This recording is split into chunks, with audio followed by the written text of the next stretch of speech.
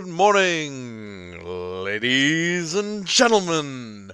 This is the High Dragon's Breath Bow Wow, welcoming you back to another Archon's Archive. Today we'll be talking about the making of Space Marines and Chaos Space Marines. Welcome to the very first controversial video after the Bolter video. So this is going to be a mess. Let's get right into it because I'm excited to smash some stuff. So, making a Marine, jumping right into it with the basic process here. So, first off is the selection of aspirants. These are children, ages 10 to 14, that a Space Marine chapter, or back in the day, Space Marine Legion, would select. Now, in some cases, this is selected via company, especially you'll notice in Spacebound chapters, they will recruit from whatever is available. Now, this is most prevalent and most universally accepted within the Black Templars. They will recruit anyone almost. They have one of the widest recruiting nets because they very simply do not care all that much about maintaining a homeworld as they are fleet bound. But there are plenty of other fleet bound chapters that don't really care that much about the stock that they're recruiting from outside of them being the correct age. Now, often people will say that 10 to 14, that's selected because of the malleability of the DNA. In my opinion, this isn't the case. 10 to 14 is simply the longest amount of time that they can have between being an adult and being a child, in which they can have the surgeries required to get them ready to become a Space Marine.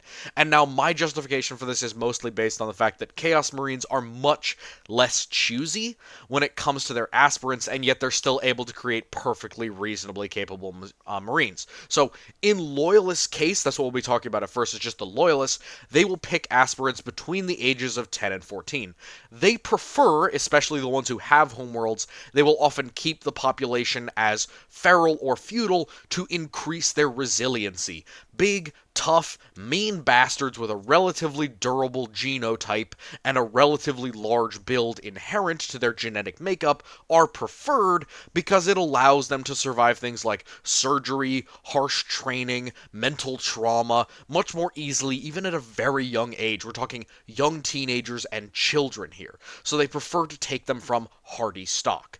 Training and regimen and locations. Again, we've talked about fleet-based chapters and fleet-based warbands. Obviously, they don't care necessarily who they take it from. Sometimes they have specific areas that they prefer to take from, like they will effectively, even if they're loyalists, they will raid a feral or feudal world and take the children of nobility, for example, or they will take on certain groups of people who are particularly affable to the Marines, perhaps, or any number of reasons. But when it comes to non-fleet based, when it comes to traditional chapters, they will take from their homeworld. And this often means that a lot of Space Marine homeworlds are weirdly underdeveloped. You would assume that they would have some sort of support process for the Marines, but that's really not the point of a Space Marine homeworld. It's just to have the Fortress Monastery there, and to have a ready group of people who are able to be converted to Marines. Baal is a great example. Baal is not very heavily developed, and yet its feral, radiation-riddled population is used to create Blood Angels because they are from that planet. The training regimen is brutal. It is psycho-indoctrination. It is heavy amounts of physical training in order to get their bodies into shape, but more importantly, it's a method by which to build up a significant amount of muscle mass and mental repetition. So you will often see Marines getting two things improved most dramatically. That will be their physical size and stature, their diet, usually in relation to that, and then the second thing is their minds. Again, Marines are just enhanced humans at the end of the day. They are really only slightly different from the average human, and we'll talk about that more when we get to individual specific things that get changed about them, but really you have to think about a Marine as post-human. That is really the definition that I think fits best, because they are human, but they have reached about the peak of what you could expect from a human being in terms of medical and really technological intervention with the human form. And that training regimen really gets them prepped for that rather than actually implementing it. So, phases of implantation. I've broken them down. Obviously, the stages in the books and everything, it has 15 stages. That's bullshit. It's not really necessary for a reason that we'll talk about later. The first one is training. So this is when you take a 10 to 14-year-old, you essentially jam a couple of basic surgeries into them to make them more capable of building their physique, and then you start building that physique. You get something closer to an aspirant, and then you finally start the primary surgeries. The primary surgeries are massive changes to their body. They will start messing with their hormonal balance. It will start modifying their physicality. It will start adding additions, including technological ports and additions to their bodies, including ones to their mind, their physicality. So, for example, you can see studs and various attachment points that will later be used for the Black Carapace in their armor being implanted underneath their muscle. And then in addition to that, in addition to the basic primary surgeries, they will increase the training regimen as you go further. So when you get things like the Bioscopia and Osmodula increase to your physicality, you will have changes to your diet. They will change the food that you're intaking into more mineral dense or mineral rich foods, and then they will also modify your training to emphasize things like increasing your bone density or increasing your muscle density or training your resilience, things like that. And then secondary surgeries. Secondary surgeries are kind of this long list or process that happens into the 14 to 16-year-old range, where they're getting more and more intensive changes made to their body. They're changing now from those kind of semi-human aspirants with heavy modification into true post-humans, where many of their organs are second-hand, modified, produced, or implanted, rather than being natural processes enhanced by various different organs. And then finally, the last stage is gene seed implantation. Now again, this is a difficult one here. There are different times where they say that the gene seed is implanted. Some say it's right from the start, some say it's in the middle, some say it's right at the end. In my opinion, I go with the right at the end for a lot of reasons. But gene seed implantation is essentially the make or break point. It is the highest chance that the Marine will die during the process. Again, Loyalist Marines, we very rarely hear about Loyalists dying during the process of implantation, but even during the Heresy, there were examples of Marines who would die during implantation. And there are examples of more or less resilient gene seed that would have a higher or lower percentage chance of success. Now, again, we don't hear about it because this is basically never talked about outside of the original lore and occasional mentions of it in other books. But gene seed implantation is inherently dangerous.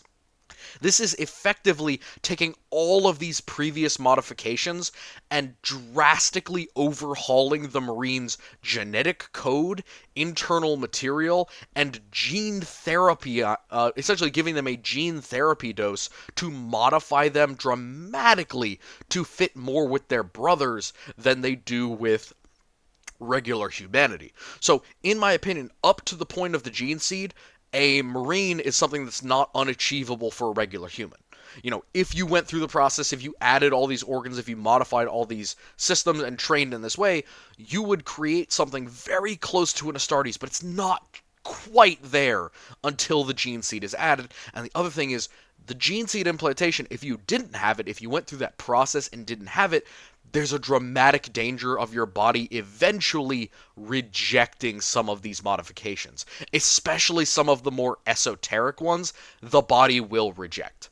And this is one of the biggest washout issues with aspirants, is the body can react negatively to these modifications because they're not something like, in some cases they are additional organs which are literally transplanted either from another living human being or from a clone or something of that nature, modified with technology. But in some cases this is literally an organ transplant which the body can reject, and that will result in the death or the restarting of an aspirant, which will usually mean death anyway. But the gene seed in and of itself is a danger to implant into the Marine. And now, you know, it isn't flipping a coin, it isn't 50-50. In a best case scenario, the implantation is probably a 60+% chance that they succeed.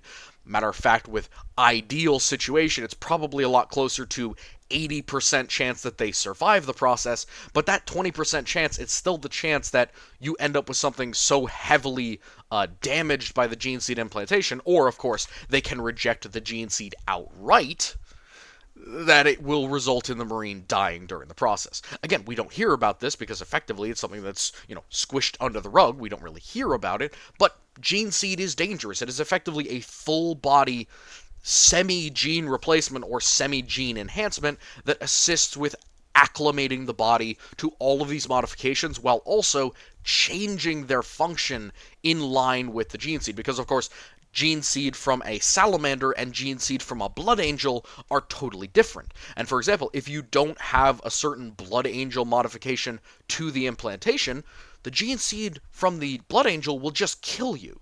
It's not a thing of, well, if I follow all the instructions and I just don't do this one step, then I will create an effective Marine. No, Blood Angel's gene seed is different from Salamander's. Ultramarine's gene seed is different from Iron Hand's. It is very different, and it changes the actual format of the Marine's physical body. Whether it actually rewrites their DNA, or it effectively creates a gene therapy process within the body that changes it over time, is unclear, but at the very least, it is dramatically changing the body's function to create that post-human step where all of these extant but discrete surgeries have been done to a single Marine, but now they are being brought together to create a quote-unquote finished product, and that is the completion step. So, second thing, does order matter? I say no.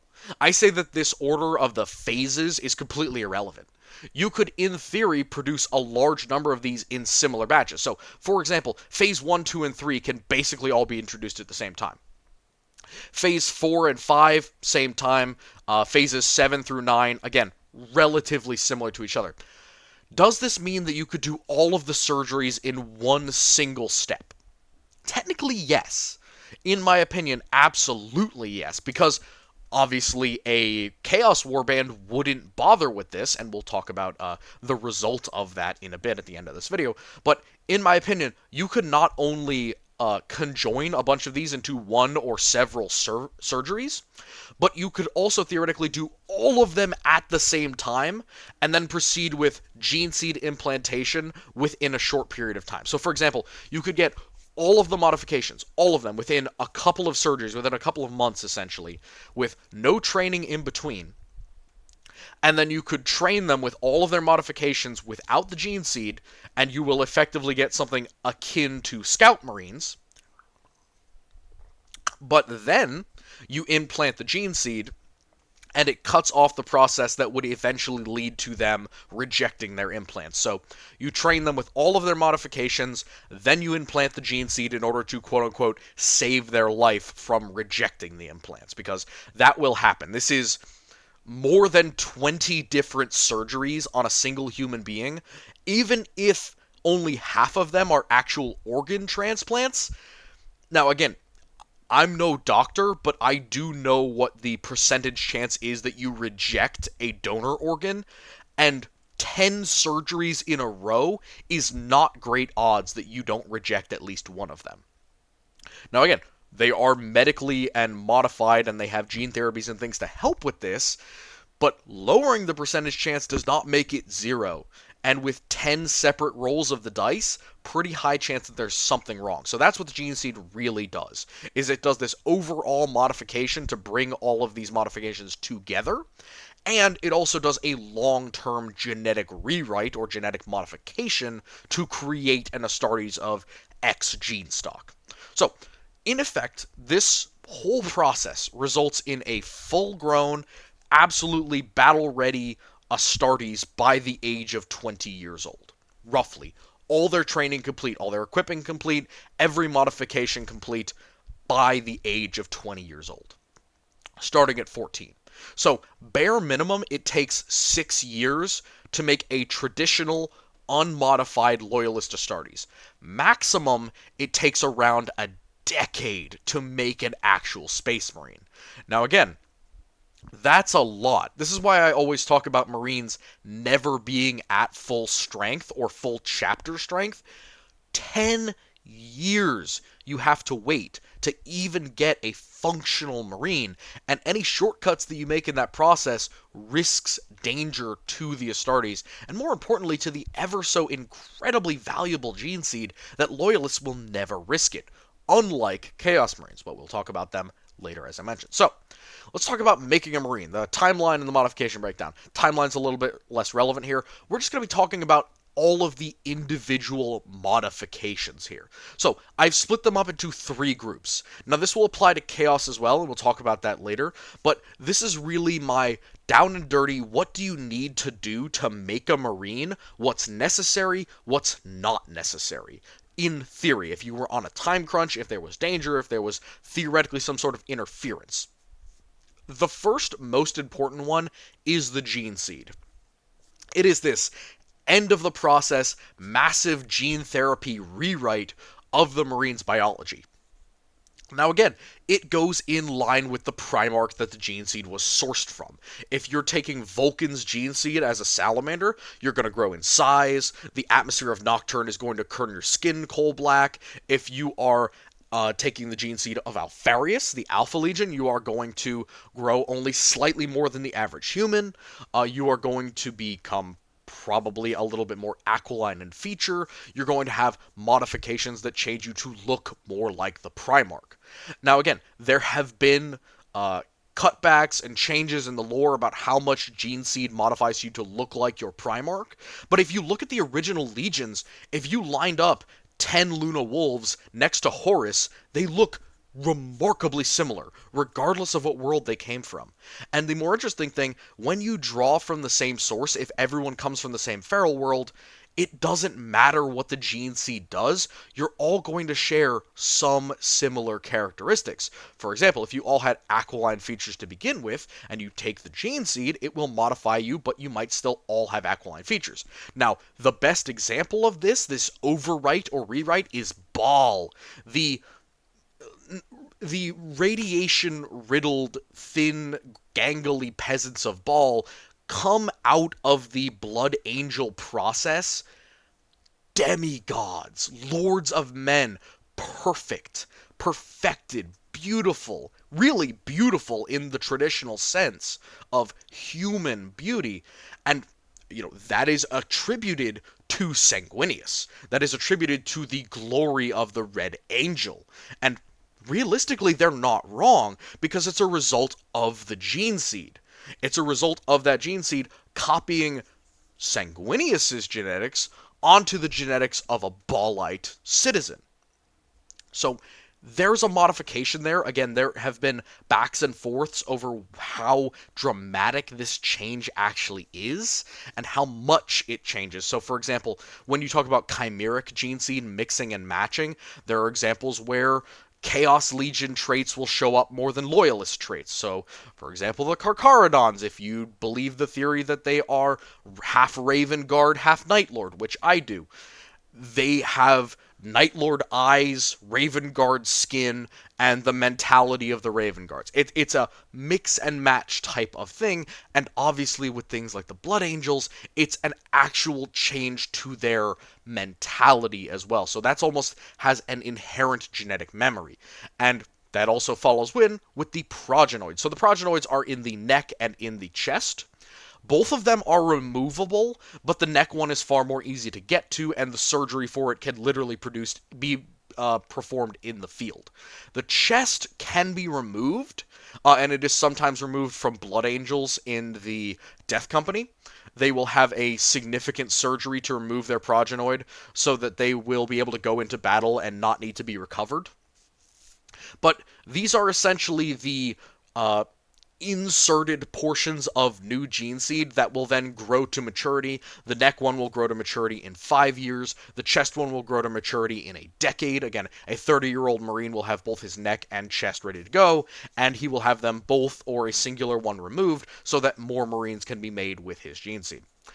So this is necessary. The Gene Seed and the progenoids are the two most important things that make a Marine. Because again, every Marine is probably going to die. Their life is warfare. The gene seed makes them who they are. The progenoid allows them to make at least one, if not two, more brothers to replace them and replace another Marine who might have had their progenoids destroyed. The next up is the secondary heart. This has two parts. One is that it is literally a secondary heart. It's an extra organ that helps pump blood. This is increasing blood flow. Again, the Marine has a lot of extra muscle, a lot of extra bone, a lot of extra material that needs to be moved through his bloodstream at a constant, consistent, high adrenaline speed in order to maintain his combat ability. The secondary heart helps with that. Again, much like an actual heart, it pumps, but it is questionable whether this is a separate organ, something from a clone, servitor, vat-grown human, living Marine, whatever it needs to be, that is copied and then given to the Marine with some sort of modification, or whether it is a purely mechanical heart. Again, I don't believe these are purely mechanical. I think they are actually real blood and flesh organs that are implanted into the Marine, effectively held together with the gene seed's massive therapy overwrite.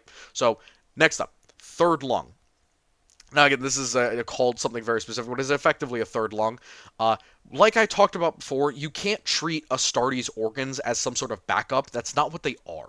They are a method by which a Marine manages to maintain the level of oxygenation and support for their enhanced musculature and capabilities. Again, they are human. They have limitations. These are not backup organs. They are required for the Marine to operate at the correct level. Without them, they would not be a Marine. It would not work. If you took a Marine's lung out or removed their secondary heart, it's not as if they would simply be slightly less combat effective or less durable. They would literally be cataplectic. They would be incapable of doing anything. They would not be able to function because they're not getting enough oxygen to their muscles, they're not getting enough oxygen to their brain. But an interesting thing, on top of the third lung being necessary to aerate all the extra muscle within the Marine's body, it says that it can filter water. Now, I have examples of Marines using personal oxygen tanks instead of the third lung. My personal theory is that this is just a third lung. It doesn't have anything to do with water. The mention of it filtering water like gills is actually a reference to doing something such as pumping liquid out of the body. So, for example, if Marines were drowning effectively, the third lung would give them the option to essentially expel a large amount of water very quickly, like a sump pump inside of their body, rather than it acting like gills. Mostly because Marines have been shown to have an internal oxygen supply inside of their armor and not just rely upon the third lung. The other thing that supports this theory is the fact that a Marine trying to breathe with gills, obviously gills are slightly less efficient at containing oxygen from water than actual lungs are, which would result in Marines underwater being incredibly slow, relatively sluggish effectively, as their bodies are not able to oxygenate well enough. So we know that that isn't the case. There are Marines, for example, in the Serpent and the Saint, who are operating underwater, and they're using their internal oxygen tanks instead of their third lung, and they're able to fight with that ability rather than being sluggish and just relying upon this extra addition. Again, kind of that thing of, I believe these are actual organs, either grown or harvested, that are then implanted into the Marine with some mechanical tinkering, rather than something like an entire iron lung shoved into the Marine's chest. The os modulus. So this is the bone grower. Pretty simple. It is essentially one of many little organs that gets added into the body that dramatically increases the efficiency at which things like calcium and other minerals, like also small amounts of metal, because that's what they feed Marines apparently, are transferred into the body's bone structure. This results in the bones growing both over large. Obviously, the ribs become a solid rib cage within the Marine. Parts of their spine and also parts of their skull become heavier, more layered, more thick, and more solid. Again, this is a thing of like, do Marines get things like bone cancer? Can they have some sort of overlapping issue? Because, of course, the spine is a very flexible length of bone. So if the osmodula wasn't correctly working, which it can have issues, all of these organs could theoretically be deformed or modified. If there were issues with the osmodula, like we see with the black dragons, that result in abnormal bone growth, that could be problematic. But in general, it just results in the Marine's bones becoming slightly larger, slightly more filled in, and of course, much stronger. They are compared on an equivalent level with steel. But let's be honest, human bone in general is roughly equivalent to mild steel in terms of toughness with compression, but with Marines, it becomes toughness with separation and lateral motion as well, increasing overall durability, for example. The biscopia. The biscopia is the same thing as the osmodula, but it is for muscle growth. It increases muscle growth in the Marine, makes them, it effectively works like a steroid. So it will increase the amount of muscle that they get from doing things like lifting weights, running, moving, consuming proteins and things of that nature. The other thing about the biscopia is there is a way to bypass it, and I talk about this occasionally, but due to the fact that Marines often have grafts of other organs or even grafts of skin made onto their body, especially for the black carapace, theoretically you could graft large amounts of artificial muscle onto a Marine, not necessarily to outright bypass the biscopia, but theoretically to augment it. For example, if a Marine aspirant had a particularly weak build, I could remove the muscle from another human being, and I could graft it into their muscles, and then the biscopia would assist in helping that muscle grow and essentially integrate itself into the body. I often think of this with Chaos Space Marines, essentially adding more muscle onto a regular Marine.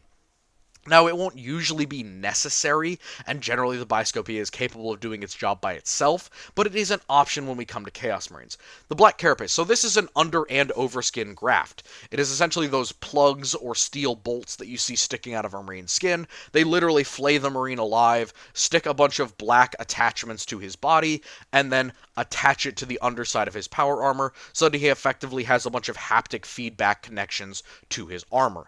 Now, this is a very complicated and agonizingly painful process, but it is really helpful, and in order for the Marine to use power armor effectively, it is one of the best and most important augments available.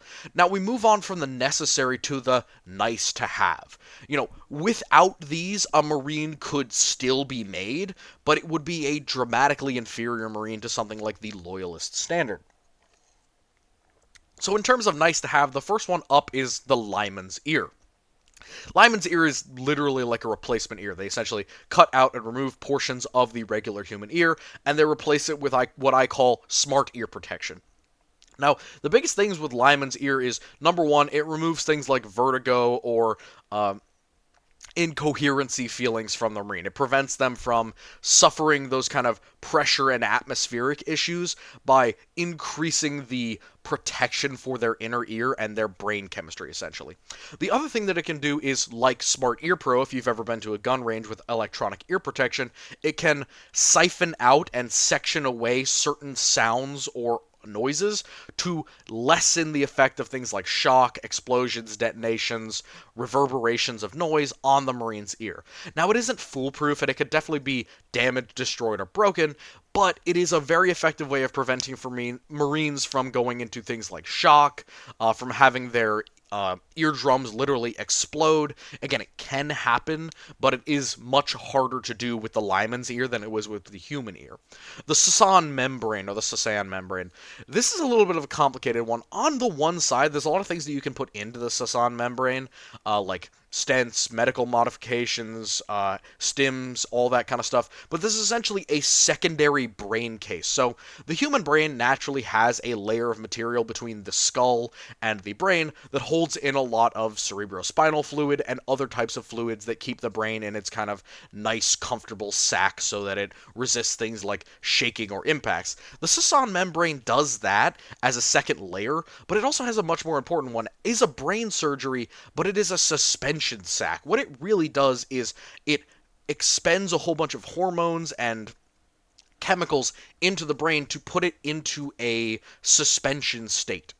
Now, why would you do this? Well, there's a lot of reasons. One, Marines can get stuck in a lot of really nasty places where they might be there for a while without any necessary danger. The Sisson membrane allows them to literally shut off their brain and shut off a lot of processes that would do things like age them, exhaust them, cause their brain to continue consuming their flesh and energy-wise to continue its operation. The Sisson membrane essentially allows you to put the Marine in stasis so that he doesn't suffer from the issues of age and time.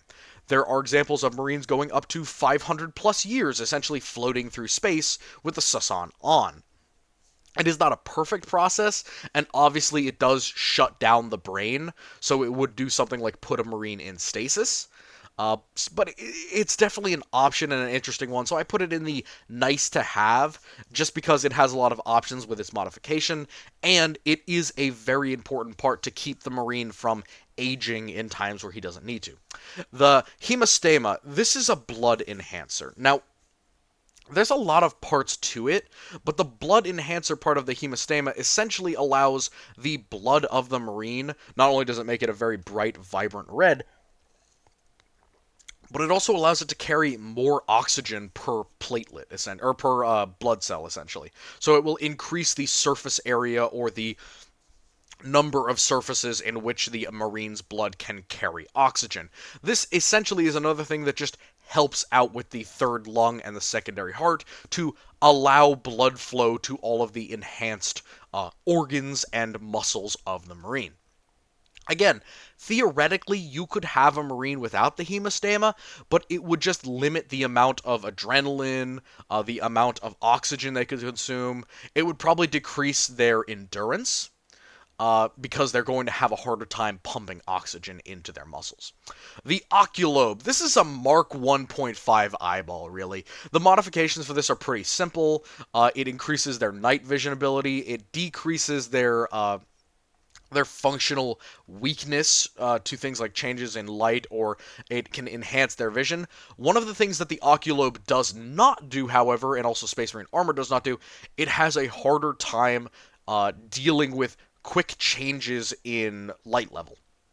So this is often a thing that I see with flashbang grenades and flash weapons or electromagnetic interference weapons, is that the oculobe or various electronic systems in the helmet will see through it. This is not the case. Smoke grenades, yes, to some degree they can switch to thermal, but the oculobe does not do that for them. That is the Marine's actual armor. However, thermal is not perfect, and you can have things like electromagnetic interference or really bright lights or heat that will prevent the oculobe and the Marine's eyes from actually seeing what is in front of them. Interestingly enough, this is not a flaw that custodians suffer from, interestingly enough, so I consider them to have the Oculobe Mark II a little bit better, or possibly it's their armor. But either way, the Oculobe is essentially just an improved eyeball. The Oolitic Kidney. The Oolitic Kidney functions a little bit different from how you might think. It is not an extra kidney, because of course just adding more kidneys does not necessarily make you better. Adding more nephrons does not increase the amount of resistance you have to poison. It still kills cells when it gets inside. But the Oolitic Kidney is almost like an inherent ketophoresis or a nephophoresis machine. It allows you to quickly purify all of the blood in the body by a biological process. And again, Marines learn to control or modify these organs over time, kind of activating them at will using kind of like muscle squeezing or mental psycho-indoctrination, things of that nature. The Oolitic Kidney will rapidly purify the blood, but it also spreads all of that venom and toxin through your body, decreasing its effectiveness, but it will immediately affect your system. So imagine if you took a couple shots of liquor, and instead of taking a few minutes to kick in, it essentially all went to your head instantaneously. It would literally knock the Marine unconscious, especially if it was something like a toxin. So this is a little bit dangerous to use, and it's something that theoretically you don't need, because it is just like an instantaneous kidney function check, or a ketophoresis. I forget exactly what the correct word is, but it's a purifier for your kidneys. And this will dramatically affect the Marine's effectiveness. He will basically have to stop for a few minutes and probably let a kidney do its work, but it can let them be dramatically resistant to most poisons and toxins. The neuroglottis really just gives them the tongue and nose of a dog. It gives them that kind of 2.5 times as effective at picking up tastes, chemical sensations, and chemical sensing in general. It is via the tongue, but of course a lot of the nose scent is based off of taste, and the other way around as well. So the neuroglottis is technically a tongue modification, but it will allow them to identify chemical tastes and feels, and it will also allow them to track things similar to a bloodhound. It's not perfect, and of course it can be psyched out like any natural human sensation, but it is there, and it can help with that kind of stuff. So the last one is chemical, gene, and hormone mods. So chemical mods includes a lot of things that come in with trying to enhance certain portions of their physiology. For example, giving them narcotics during this process, whether it be any type of narcotics of whatever type, can affect certain organs in different ways. Gene therapies, it essentially will be something that's like a precursor to the gene seed. If you were to filter certain portions of their blood or of their body through gene seeds, or if you were to take and create a literal gene therapy process using the gene seed, you could make it easier for the gene seed to assimilate. And I would assume that with more finicky types of gene seed, or ones that have more hoops to jump through, they would employ gene therapies to decrease the strain on the aspirant's body and increase the success rate. And the last one is hormone therapies. Now, hormones in a lot of ways can just be injected into the Marine, and they go right on about their day. Now, there are various ones that are put in to essentially counteract the dramatic changes that are coming with the Marine's body. Obviously, they are young adults or children in many cases going through puberty, so gene hormones and just hormone therapies in general will be done and will be made in order to force them through this process and to decrease the amount of things that get rejected. The other thing is just when you're growing this much bone, muscle, etc., hormones will be needed to cause your body to kick itself into high gear to get it building muscle, to get it building memories, to get it enhancing your mental and physical capabilities. And of course, this is one of the things that Chaos Marines will do very, very often, especially the narcotic modifications, in order to lessen the strain on the body and increase the percentage chance that there is success. And then finally, we get to the ones that are not really needed. You could do all of the ones above, the nice to have and the necessary, and in my opinion, you would have a perfectly functional, not at all at any disadvantage with most Marines Marine. All they would be lacking is a couple of very specific things that set apart the upper class of Marines from the mid-range of Marines. The first one is the Betcher's gland. So this one is pretty unique, a little bit stupid in my opinion. It is a venom acid sac in the Marine's throat. It is something that they literally get to spit acid with. It does also help them break down food. Marines can literally eat rocks in some case using the Betcher's gland. But it really has very few other uses other than this kind of acid sac that can burn through metal. Again, it says over time. I would assume that this is something more acidic than vinegar, less acidic than, like, hydrochloric acid or something of that nature, because it is able to be existing within the Marine's throat and body. The next one is the Laramens organ. This is a platelets plus thing. It essentially adds on another set of reactive cells onto white blood cells in order to create an instantaneous covering, like a skin bandage for injuries. Now again, the Marine has the third lung, the secondary heart, and the hemostoma, all designed to increase blood flow and the capability of blood to restore your physical body. All the Laramens organ really does is it helps with clotting. And of course, if you've ever seen massive traumatic injuries, like, severe things like losing a limb, now, that is a significant amount of blood loss even with the Laramens organ. It is platelets plus. It is able to create that kind of small, very quick covering, but Again, blood can build up behind that covering. It doesn't really do much to heal it. It says that it increases regeneration, but as it says it works like platelets, that's not actually true. It doesn't help with regeneration so much as it helps with stemming the flow of blood. And of course, if we're talking about a Marine, high adrenaline, high speed, high processing and increasing of blood to an area, I would often see the Laraman's organ probably breaking its own job, essentially, and the blood will leak out or splatter through the cells created by the Laraman's organ. So the idea is essentially that minor wounds, the Laraman's organ will be able to cover it very quickly and prevent a Marine from suffering death by a million cuts. Now again, that doesn't mean that the Laraman's organ can't be overtaxed. It is a relatively small organ, and of course, platelets can only do so much to large, heavy damage wounds. I'm talking like losing limbs here, or massive wounds deep within the body. The other thing is that when you talk about platelets, the way that it specifically says, it creates a bandage type of material over it, kind of a skin graft or a skin cap or cork to the wound, that could be dangerous inside of the Marine's body. For example, if the Laraman's organ activated when I had internal bleeding, it could theoretically create the incorrect type of cells, this kind of platelet plus, inside of something like an internal organ, my lower intestine, for example.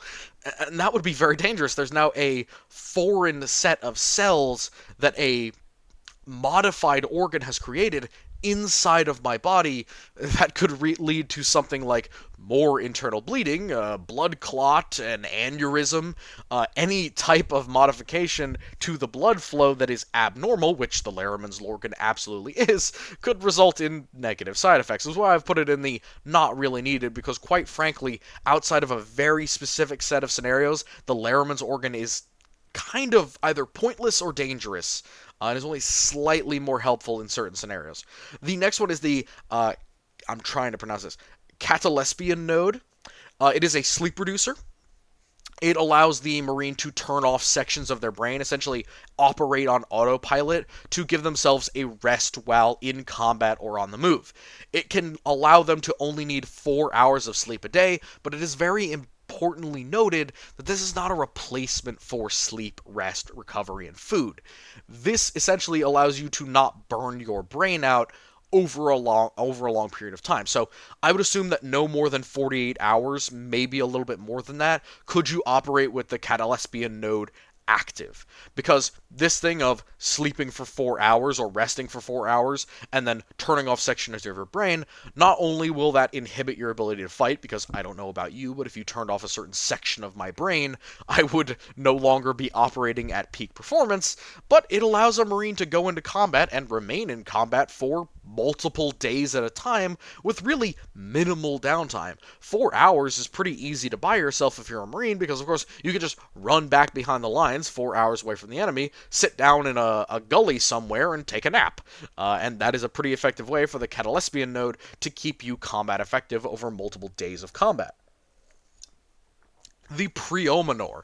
The Preominor is a really weird one. It's essentially like a cow's pre-stomach. It takes in material usually either diseased, poisoned, or otherwise, affected. It keeps you from getting food poisoning, I guess. But it quarantines it in a pre-stomach where it gets partially digested, and if there's any detection of toxins, the Marine will essentially vomit it back out. Now, this is really niche. There's only a couple of times where you could reasonably see a Marine getting poisoned by something that they ingested, both because Marines eat food that most humans wouldn't even touch, and when they're eating things that are regular human food, I guess someone could theoretically poison it, but I think the most reasonable situation for the Preominor existing is to prevent the omophagia from killing the Marine by encouraging them to drink poisoned blood. So the Preominor is really just a safety net for the omophagia, in my opinion. The omophagia is the next one. It is a magic brain eater stomach. It is literally magic. It's one of the only things that I just consider an absolute farce in terms of trying to make it a logical thing. It allows the DNA of a consumed set of neurons. Now I'm literally talking flesh, blood, brain, organs, etc., that the Marine consumes, eats, and they gain the genetic information, the genetic material, becomes a memory in the Marine's mind that they can then access and analyze. This is magic. I'm not even gonna mess. This is magic. This is the only one that there is zero logical way that this one works. But the omophagia effectively allows a Marine to kill a human being, crack their skull open like a fresh, cold one, and then suck down their brains and then learn information about their life. The combination to the safe, the codes to get through the orbital defenses. It's a weird modification, and it seems to be giving the Marines a bad name because, regular soldiers would see, hey, that Marine just cracked open that guy's skull and ate his brain. Are the Astartes okay? And the answer is usually, no, they're not okay. They're mentally insane teenagers, or early 20-year-olds. But yeah, omophagia absolutely is magic, but allows them to consume the genetic information or the eidetic genetic memory of an organ, usually the brain, and then turn it into memory for themselves. So the next one is the melochromatic or the melochromitic organ. This adjusts the skin color of the Marine. Essentially, it works by creating melanin if they're on a radiation high planet to help resist radiation. Now, this is a slow process. It mentions that it takes time to do this, but it's almost like giving Marines who wouldn't normally have the ability to tan, which is hilarious on one side because it means that if you took a Night Lord and you stripped them of all of their armor and clothing and made them walk through the desert, they would become much darker skinned. And theoretically become, more resistant to the sun and high inclination of radiation, but it also is noted as giving them mild resistance to things like radiation, which is necessary because, let's be honest, Marines are carrying a nuclear reactor on their back. They will need some resistance against, essentially, latent radiation from their own armor. The mucranoid or the mucranoid organ. It is a prepared oily pressure substance for void and for high temperatures. The mucranoid, it is specifically noted as being something that needs preparation. Either it needs to be primed with chemicals or materials in order to activate, or it takes time in order to activate. And this is an oily substance that comes over the Marine skin, much like sweat, that helps them to resist things like pressure differentials or high and low temperatures. It's noted that this is usually activated in preparation for a Marine going into the void, fighting in space. The final ones here are the extra options. These are unique to certain chapters or to their gene seed. The first one is the Canis Helix. This is unique to the Space Wolves. There is not a really consistent theme as to why this exists or what it does. It seems to be something where they just kind of wind their Marines up with this activating juice, this kind of extra gene modification, and then set them loose on Fenris or wherever, and they kind of see what happens to them, and that seems to be a lot of the reason why Space Wolves will often have weird modifications. There's fat Space Wolves, there's super big Space Wolves, there's Space Wolves with all different types of physical maladies, what we would consider mutations, but it's okay, of course, because they're a founding legion. God, I hate Space Wolves. I'm kidding, but I'm a Night Lords fan. You understand why I don't like you. But they have a lot of modifications that usually tend to stem from the Canis Helix. So it seems like, or it's implied, that the Canis Helix is doing something good for them, but it also tends to result in things like Wolfen, which by any standard of anyone in the Imperium are mutants. In the most basic, simple term of the word, they are mutant Marines. And the next one is, and the really more important one, is insanguination.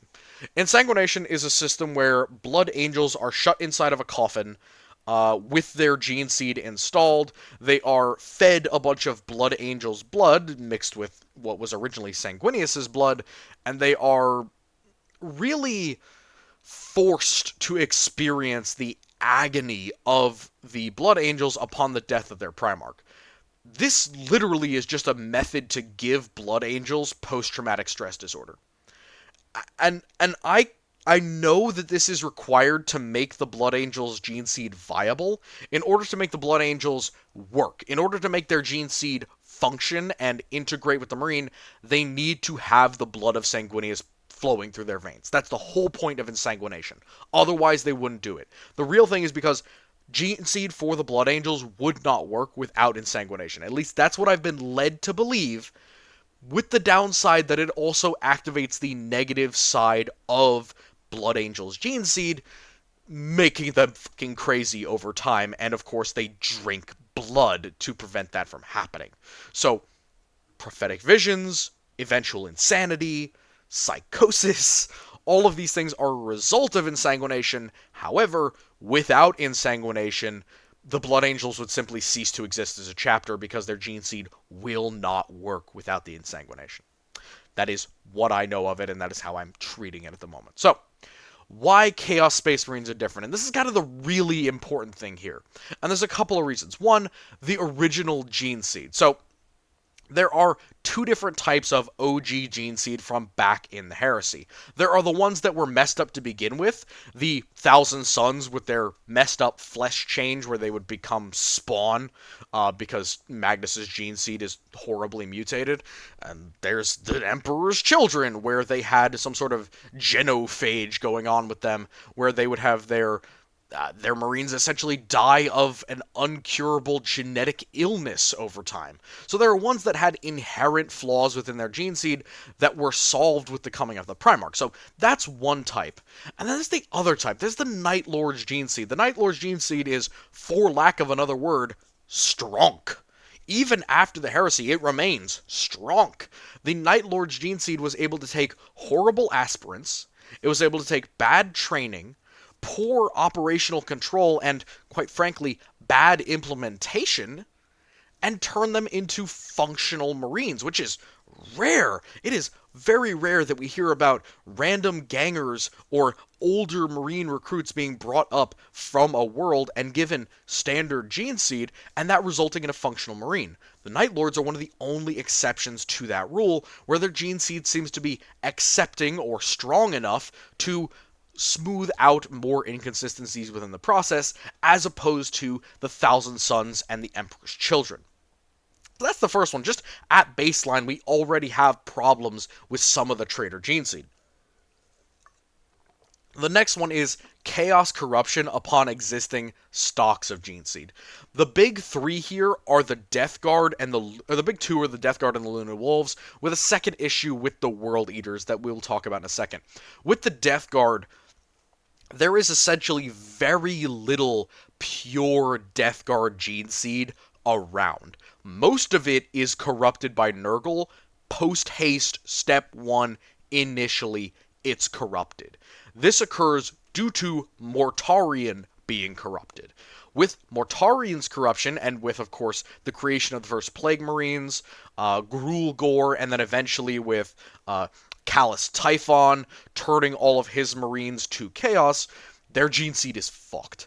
At this point, it would be very difficult to find pure Death Guard gene seed that isn't inherently tainted by Chaos, and Chaos-tainted gene seed, like Chaos-tainted anything, becomes less effective when it comes to making new things. It tends to be less fertile in creating new Marines. That's the thing we'll talk about later, the fertility rate of Marines. The Luna Wolves, now they have something very particular wrong with them, and it's a reason why the Black Legion reaches out to a lot of different sources to source their Marines, and something we'll talk about later, the Pseudo-Marines. While the Death Guard have something inherently wrong with them, but it kind of works on occasion. Obviously, the Death Guard could make more Death Guard Marines, but the Death Guard can't make more regular Marines. You couldn't make a Dusk Raider, for example, from a Death Guard gene seed. It won't work. It's too corrupted to make that happen, even if it's successful, which it might not be. The Luna Wolves, they just have a bad success rate in general now. Again, It's corrupted after the scouring. There's very little vaults left of it, if any at all.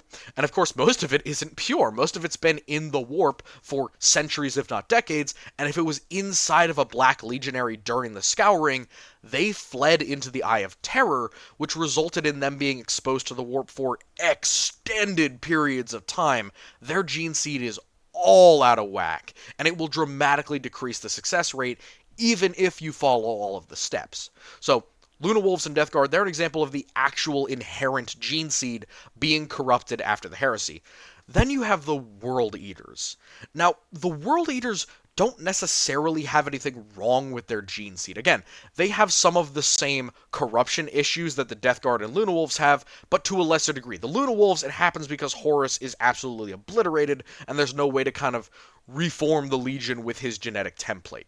Again, there are ways eventually with Fabius Bile, but that comes way, way, way later after the heresy and the scouring. With the Death Guard, it's just entirely fucked. Like from step one, it's all corrupted.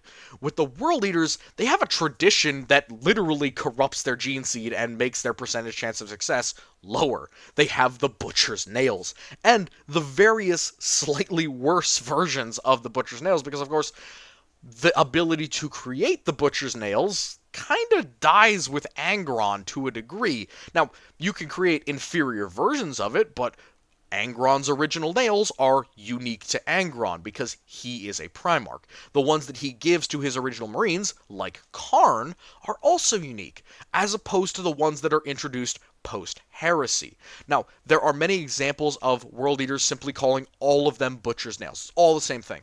But let's be honest here, the creation of a random World Eaters warband somewhere in the warp is not going to be on the same level of quality or capability as those made during the heresy. Quite frankly, they simply don't have access to it. So, why is it a problem? Well, it's the fact that the World Eaters still keep the nails as tradition.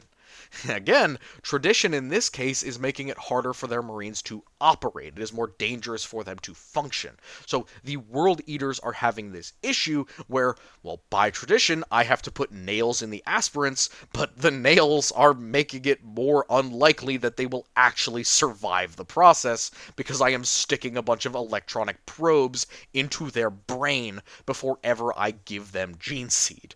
Not to mention that now, with the modern World Eaters, we're talking about a lot more corruption on par with the Death Guard in some cases, but not quite that far, especially when we're talking about in my day, in Nadzibar's day, World Eaters are a lot more pure than the Death Guard are.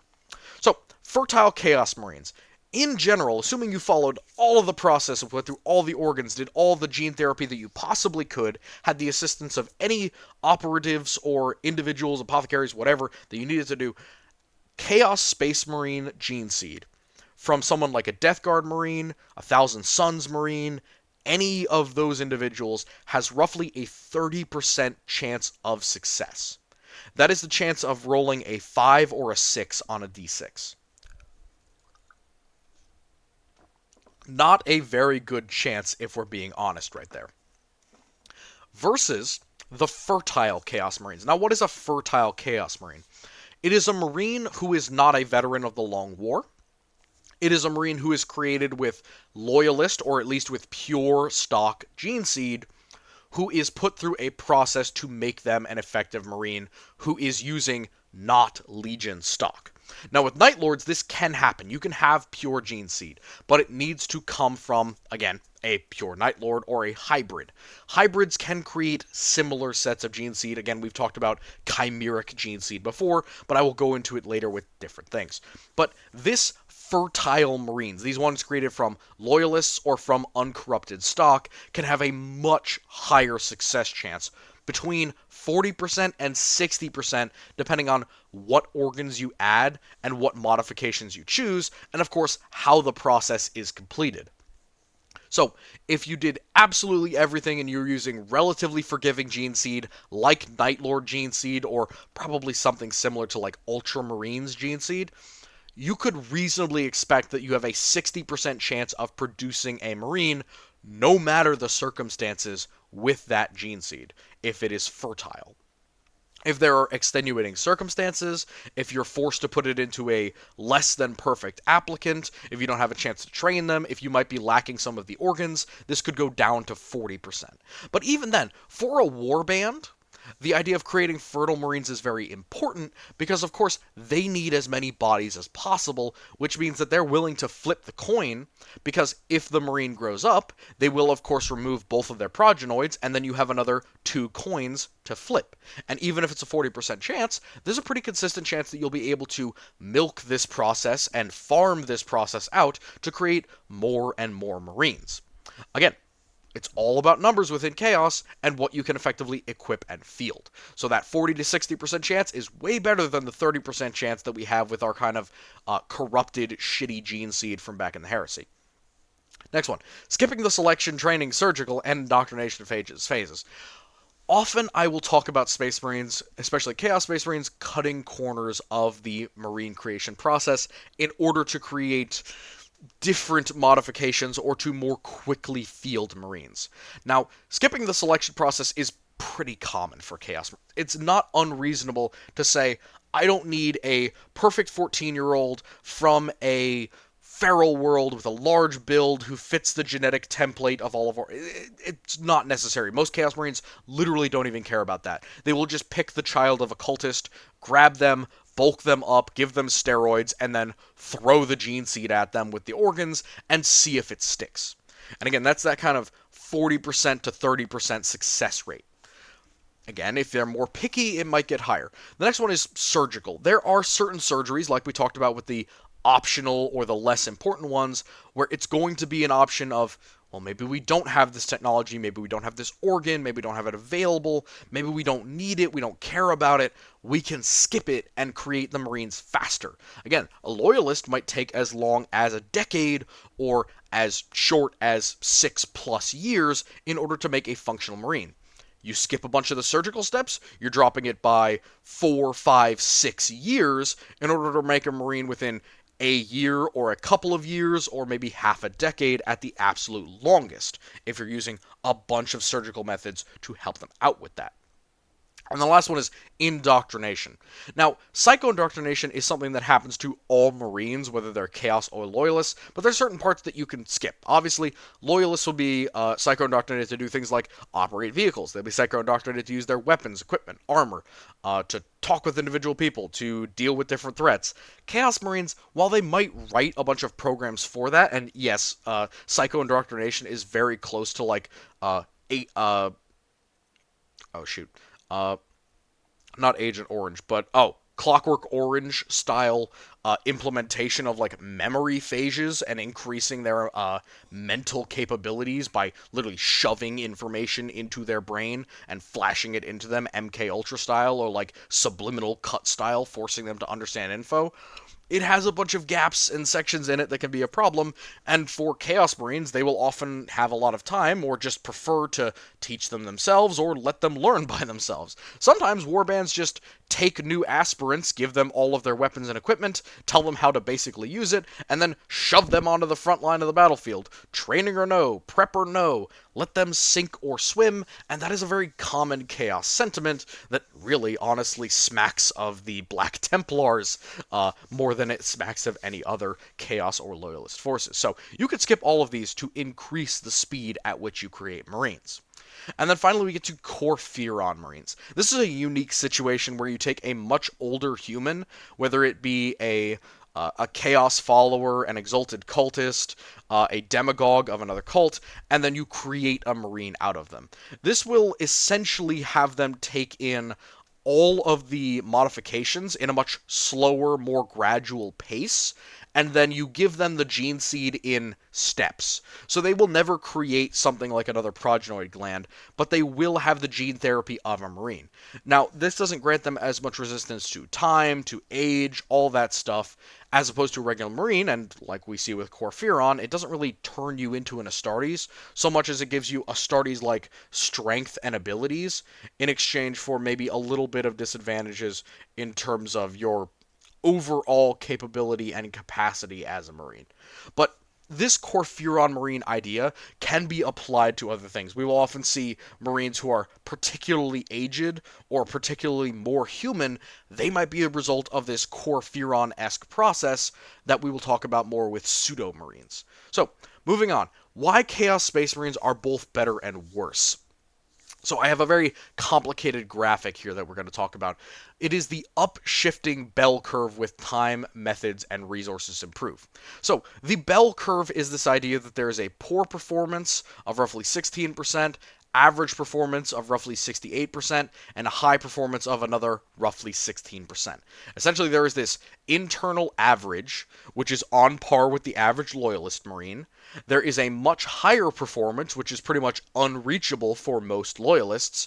And then there is a poorer performance bracket, where there are Marines who are significantly below the standard of Loyalists. So, here's my example. Here you have a Marine who is a Black Legionary. He's definitely more of the Corfuron or pseudo-Marine, where he looks unfinished. He's not quite to the level of bulk. He's not quite to the level of modification. He's not quite to the level of blessings as the average Marine. He's really more like a human dressing up with a lot of surgical modification to look like a Marine, or to act similar to a Marine.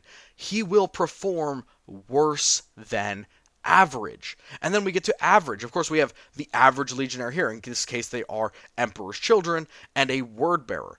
Now, these are standard Marines. They don't have any necessary blessings. They don't have any abnormal capabilities, talents related to their gene seed, but they will perform on average equal to a Loyalist of any type.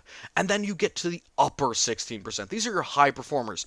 In my mind, these are often going to be chosen. They're going to be very important leaders. They're going to be warband lords, individuals who have gained blessings, capabilities, relics, all kinds of things that increase them beyond what would normally be even possible for a Loyalist. So there are Chaos Marines who are literally beyond any Loyalist in terms of skill, strength, power, size, durability, whatever it is. There will be Marines like Typhus. There will be Marines like Karn.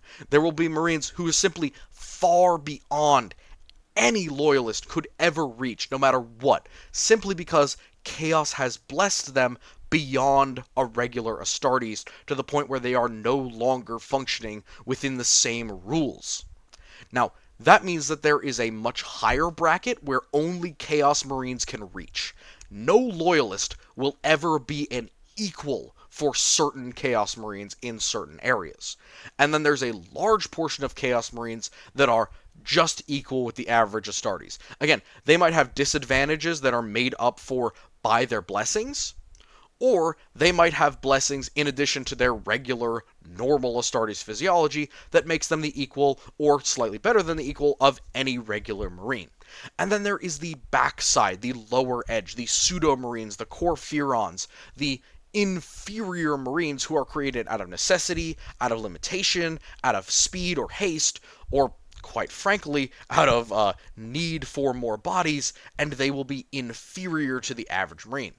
So, let's talk about the Primaris for a second, because I have to talk about them, and I really have to talk down about them here, because Primaris don't matter.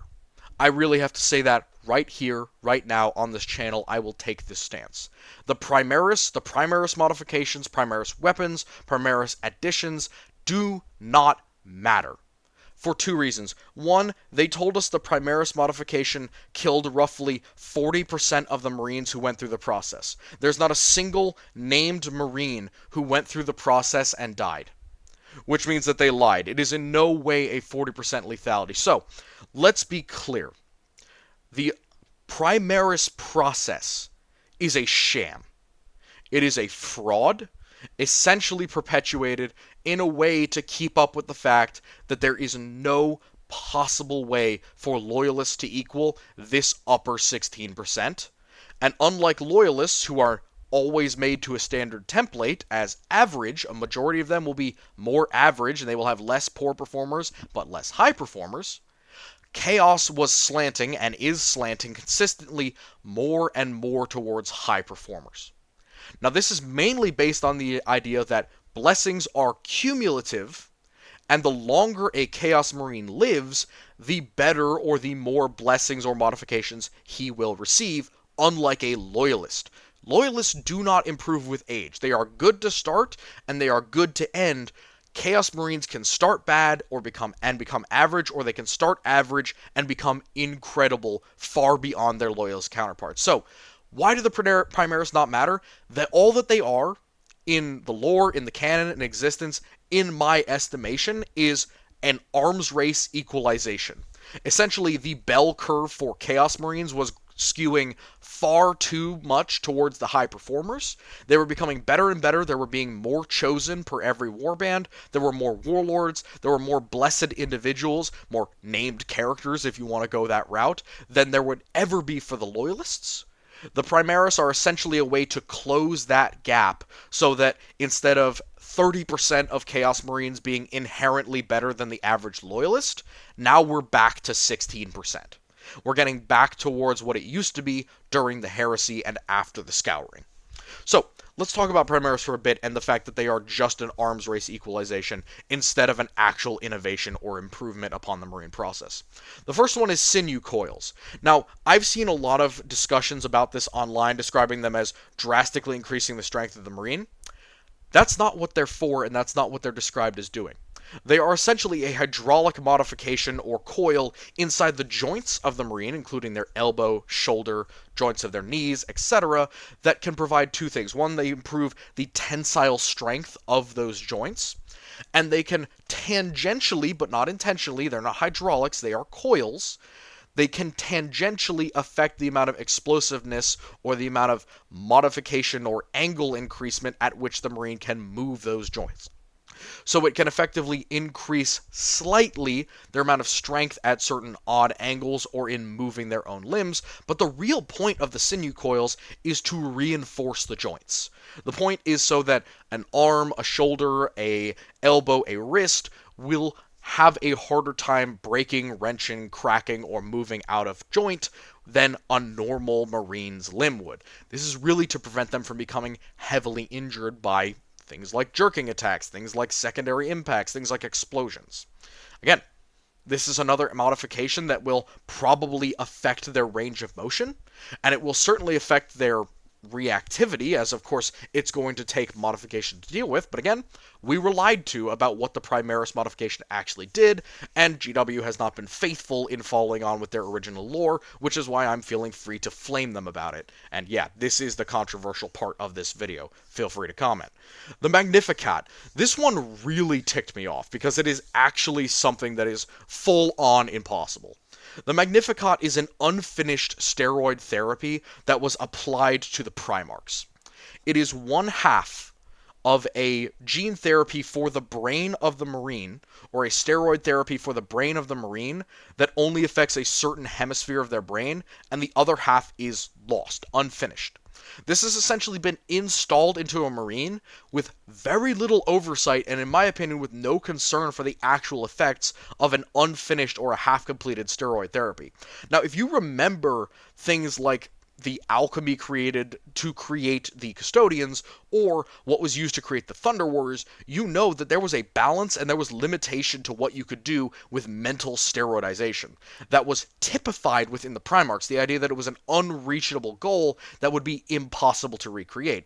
Call has attempted to do that with the Magnificat, but he has essentially left out half of the homework. He tried to copy the Emperor's homework and failed. The Magnificat only has half of the actual therapy that was designed for the Primarchs, and thus, in my opinion, it is creating a very dangerous precedent in that it is a half measure. Now, steroid processes are usually long and measured in order to function at a specific level within the mind and body of the individual. This is specifically noted as affecting hemispheres of the brain. For specific, the Magnificat in the Primaris affects the right side of the brain, but the left side therapy is simply non-existent.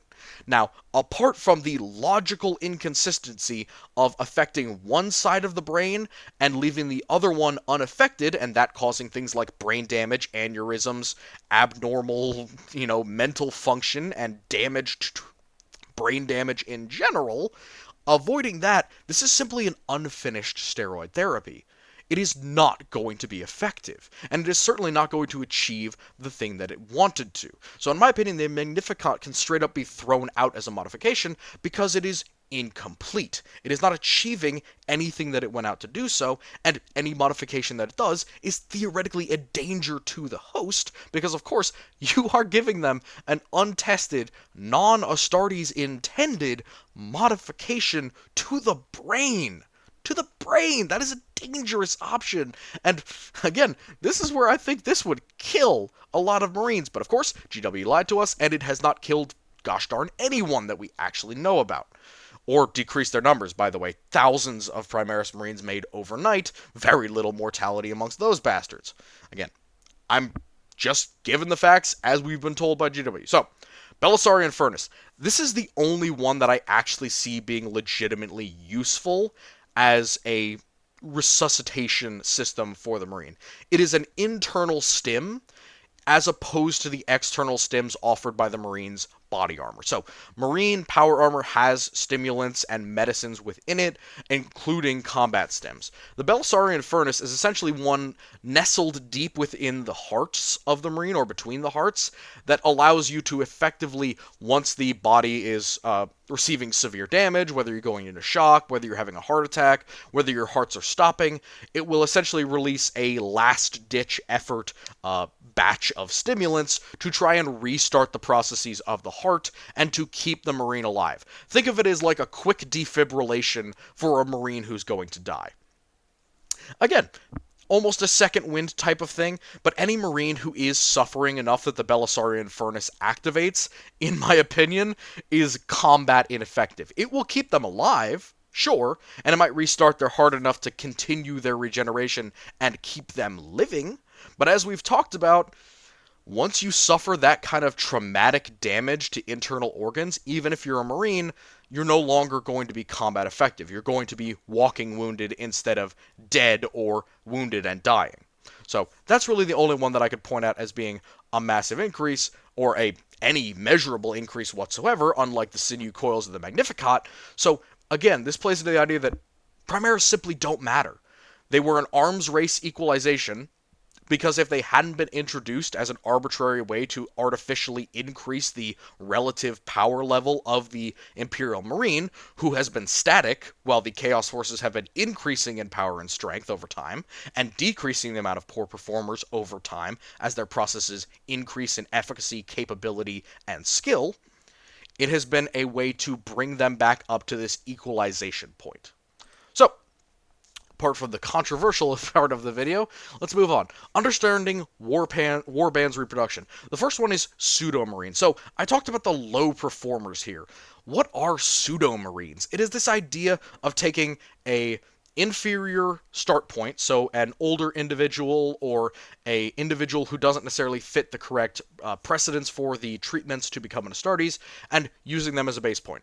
And then you skip some of the therapies, or you skip some of the modifications or organs in order to get the process going quicker. And then you maybe leave out certain parts of the organs even after the conflict, and you don't psycho-indoctrinate them.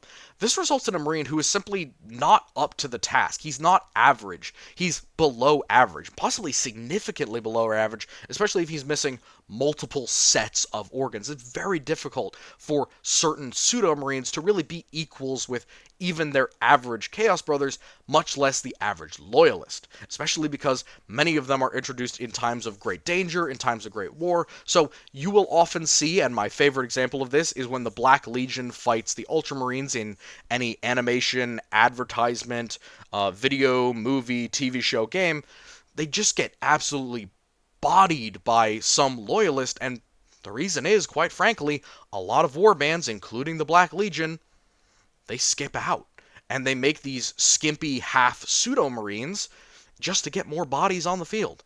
Next thing, again, we've talked about blessings, but what do blessings really mean? Blessings are direct modifications from the Dark Gods. They could be anything from permanent immortality, increased strength, increased speed, unnatural premonitions, incredible ability to meld with your armor and use it more effectively, demon weapons, modified capabilities, intensified combat skill, infinite adrenaline, any number of things that are totally random because of chaos, but the longer that a Marine gets these minor adaptations, again, it could be very minor. This is my favorite thing about chaos, is that maybe you start out and all that it is your left foot moves a little bit quicker when you're taking a step forward. That's a tiny, minor, absolutely unimportant modification and blessing, but it's still a blessing. And then you serve for a couple more decades, you do a couple more crazy things in the name of the dark gods, and your eyes, which before couldn't see in the dark, now you can see in the dark. That's a modification, technically a mutation, but it's considered a blessing. And then another thing, maybe in a couple more decades you grow extra muscle on your arms and back. That's increased strength. All of these blessings are steps positive towards the goal of making a standard Chaos Marine better than the average Loyalist. Even if you started out as a pseudo Marine, these blessings can get you up to the level of a standard Marine in only a couple decades of service, if it's active service. But for those who already started out as standard Marines, or, God forbid, warriors of the Long War who have been at this and accruing myriad blessings over time, you can far outstrip a Loyalist average with blessings. Corfiran is a perfect example. He started out as one of those semi-mortal older pseudo-marines, if you want to use that. I just use Corfiran as his own type of marine type because he is an older man who becomes an Astartes, but he's permanently immortal. Time does not touch him. He has increased strength, increased reaction speed, increased capability. He's now the equal of any Loyalist, even though he started out dramatically inferior, and to a degree, with the relics, weapons, equipment, and blessings he has, he's even better. So, dramatic changes come about with blessings. So, the Black Legion problem, and this is a problem with a lot of warbands, we often see them come out with just straight up dozens of inferior Marines. Why is that? Well, there's a lot of reasons. One is quality. Quite frankly, a lot of warbands aren't as well supplied as the Black Legion, the Emperor's Children, the Word Bearers, the World Eaters. A lot of them are just out there in the stars, non-organized, non-aligned, making trade deals, raiding, doing all that type of warband stuff, and they don't have a chance to really consolidate, coordinate, and organize themselves in any level of consistency. Black Legion used to be really bad with this. They would have a ton of pseudo-marines just running around, kind of giving the Black Legion a bad name, because they were dramatically below the standard, and the idea was, well, you're serving with the Black Legion. You'll get better and better over time, and those of you who are smart enough or capable enough to survive for a long period of time, you will prosper. The blessings will get you up to average or slightly above average within a couple of centuries. Problem was, they were making that so often that the Black Legion was suffering from efficacy problems. They were becoming less useful as they were having more and more Marines who were inferior to the standard, and less Long War Marines with every step. Indoctrination and training on both sides. Now again, we talked about psycho-indoctrination. Chaos Marines, again, some warbands are very constant, they're very consistent, they have a process for indoctrinating and creating new aspirants. Some of them are not. Some of them are constantly in combat, and then some of them are out in the warp for decades, if not centuries, and they have lots of time to create very talented, very capable Marines. Again, Chaos warbands are very predatory, and they have this idea of, if we get enough supplies, if we get enough equipment, and if we bring it back to a certain area, we will eventually build ourselves up to the level of a threat with very little threat of reprisal. And that's really the goal with Chaos warbands, is that they will build themselves up to the level where their indoctrination doesn't need to kick in because everyone around them has been a veteran of the raiding campaign for a century at this point, 100 plus years in the Long War, or their quote-unquote Long War, and maybe only 2 or 3 of them are actual heresy veterans, or less, and then the result of that will be that a lot of Marines are simply very good at raiding, and they're well-trained, and, they don't need the psycho-indoctrination. But for a majority of them, they will at least get basic levels of psycho-indoctrination, which relatively easy to get on all Marine or on all ships, to be honest. Psycho-indoctrination is something that's used on servitors, so it doesn't seem like it's too difficult for you to just get and create and have available. The next one, getting organs, gene seed, and modification. So, getting organs. There are 2 different types of this. One of them, I think, is just harvesting from either dead Astartes, dead humans, living cultists, clones, vat-grown humans, servitors, whatever it is, literally ripping an organ out of a creature, modifying it technologically into a different form, and then implanting it into a new human. You could even theoretically say that they're 3D printing genetic copies of human organs, or that they're vat growing a perfect copy of a human organ and then harvesting that vat grown human for those organs. Entirely possible. Any of those is reasonable, and that's what allows Marine warbands or Chaos Marines to get their hands on them so easily. Gene Seed's a lot harder to get your hands on. Again, corrupted Gene Seed, not impossible. Rip open a Chaos Marine, there's a pretty solid chance that his chest implant is still in one piece, even if his neck implant is gone. Veterans of the Long War, they're probably going to have sold off their chest implant a long time ago, or it's going to be way too corrupted. But the main thing for Gene Seed is killing loyalists or attacking a loyalist stash. You know, they do this with the Demon Kalaba. They attack a loyalist storage of Gene Seed, and then they steal it, modify a bunch of humans using the Demon Kalaba. The Demon Kalaba is a chaos-afflicted creature, or human, into which humans are inputted, and then they are improved, literally, steroid, chemical, hormonal, and gene therapies are done to them using chaos magic, and then they are disgorged, implanted into with all of their organs and the Gene Seed, and that creates a much more effective, much more capable Marine, equal to the standard, even if they're heavily chaos corrupted. So they probably wouldn't be fertile, but they would at least be more fertile than using corrupted Gene Seed, because they are using loyalist Gene Seed with chaos corrupted aspirants. So not as bad. But generally, you'll get it via killing other loyalists or stealing from Gene Seed repositories or, storages. These are very heavily defended, but you can sometimes find them traveling around in space with a heavy escort. And then finally, modifications. So, I talked before about what organs could or could not be removed from the process and still give you a Marine. Pseudo-Marines are literally going to forego all of the optional ones and some of the you don't need it ones. But a lot of the modifications are going to be like half and half. Maybe they use Chaos to fill in the gaps. It's like Jurassic Park when you're building a Chaos Marine. You have to fill in the gaps where you can and find options or like slide rulers to effectively approximate where you can't. But a majority of these can be filled in. And the modifications are going to be things like Chimeric Gene Seed. If you are a Word Bearer's Warband and you get, 50 Space Wolf Gene Seeds, you want to use those Gene Seeds, but you don't want to produce Space Wolves.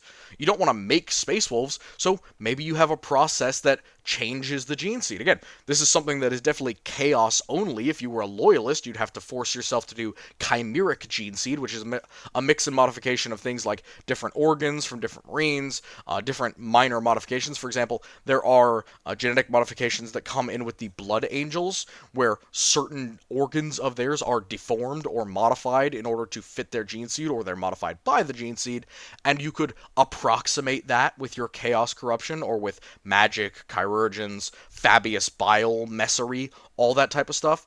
But more often than not, these are going to be minor tweaks to the actual implantation. So, for example, the Word Bearers, they want to create Word Bearers. They want to make Lorgar's sons. And obviously, if they don't have access to Lorgar's Gene Seed or to uncorrupted Word Bearer Gene Seed, they will steal from others and they will create chaos-afflicted aspirants like the Demon Kulaba to make de facto Word Bearers. Even if they are fertile with Loyalist Gene Seed, they will act, look, behave, function as Word Bearers into and up to the point of reacting to their Primarch correctly. That's kind of the big thing. Is there was a question initially of, if the Chaos Forces are using Loyalist Gene Seed, will they be vulnerable to corruption by the Loyalist Primarchs?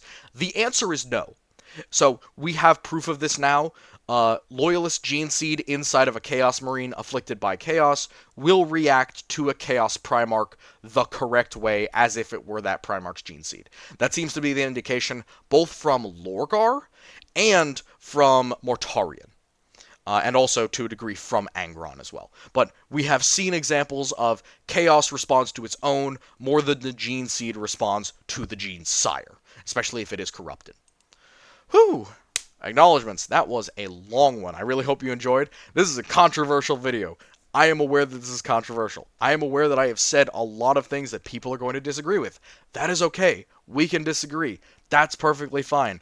I hope that you enjoyed at least the triple upload and that I don't get flamed too heavily for this video, but I know that this is something that will upset people and that this is something that will go back and forth in the comments. I have support and reasoning for why I say the things that I do. However, this is a wide and relatively deep subject and very broad, so there are definitely modifications or, honestly, conversions or subjections that I could add to this analysis.